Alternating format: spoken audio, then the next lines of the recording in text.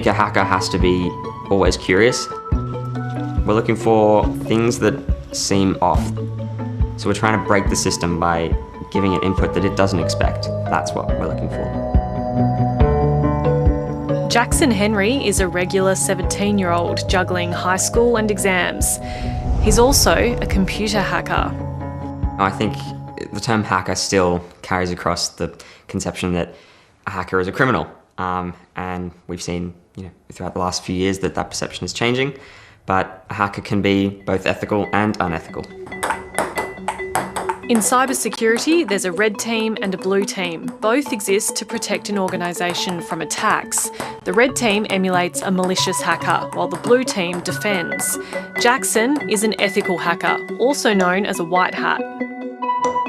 We're trying to find vulnerabilities before threat actors find them. So we're going to find them, we're going to patch them, hopefully stay always 7 steps ahead of the threat actors.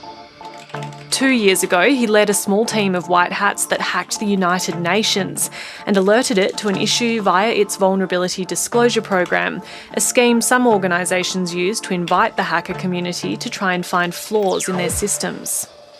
We found a security misconfiguration that exposed, I think it was around 100,000 highly sensitive records that could have been weaponised if it fell into the wrong hands.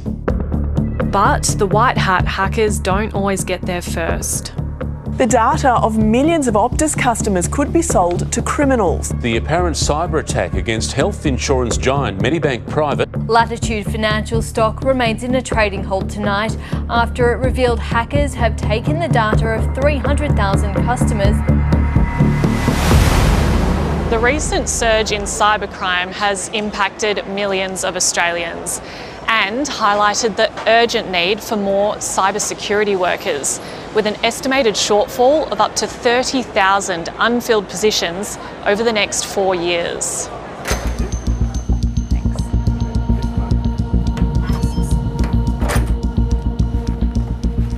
Here we are in our Sydney Security Operations Centre. The staff are assigned to different clients. They'll watch for behaviours where it means a criminal or a nation state is inside a computer system. Right, so how often are you picking up that sort of activity? It's not uncommon to find behaviours that are dangerous. The type of people that we're looking to recruit clearly have a lot of other job options. Tech itself is growing fast, and then we're not necessarily turning out the job-ready workers that we need through the learning pathways that are there. Online security group CyberCX has started an academy to train 500 people in cybersecurity over the next 3 years. The environment that we operate in, the threat actors, criminals, nation states, they're emboldened. We've not pushed cost into their operating model, so there's more of them every day, and they're attacking very complex systems that are more complex every day. It's very real, and it affects big businesses, governments, and the people watching at home. Who's winning the digital arms race?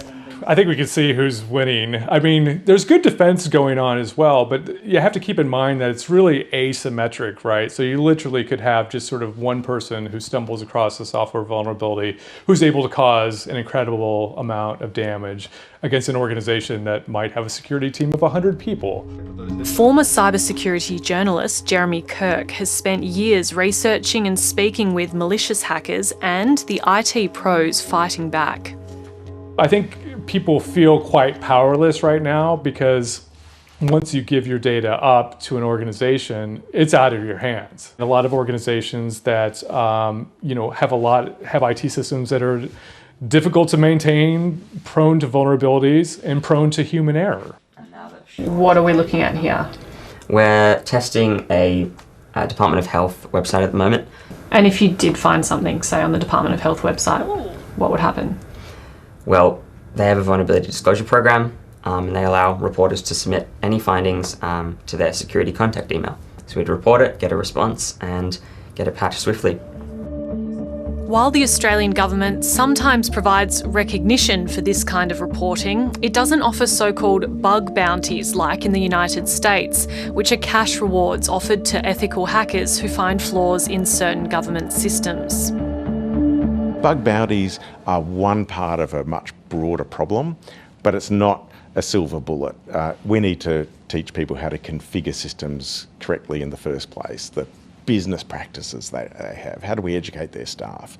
How do we monitor for systems when a hacker invariably gets in, and how do we respond to those attacks when they occur?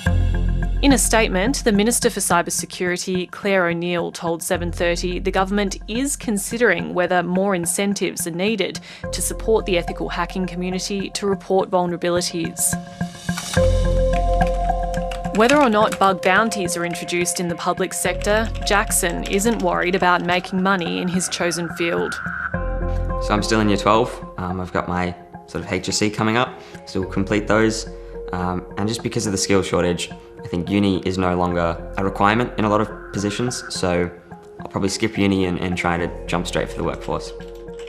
Look, those types of skills are rare. This person's clearly a unicorn. But the vast bulk of people that we're going to recruit are average Australians who just want to help protect these things that are so vital to us now.